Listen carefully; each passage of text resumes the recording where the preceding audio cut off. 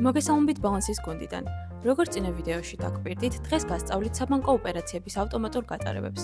იმ საბანკო ანგარიშებზე, რომლებზეც გსურთ საბანკო ოპერაციების ავტომატური გატარებები, უნდა ჩართოთ აღამი მონაცემების ავტომატური ჩამოტვირთვის გამოყენება. ადმინისტრირების ჩანართიდან გახსნით მონაცემების სინქრონიზაციის აწყობებს. ინტერნეტ ბანკიდან ავტომატური ჩამოტვირთვა. ალმის გააქტიურების შემდეგ შეგიძლიათ აწყოთ ტრანზაქციების ჩამოტვირთვის გრაფიკი. ამავე გრაფიკში მიუთითოთ, რომელ საათზე გვინდა მონაცემების ავტომატური ჩამოტვირთვა.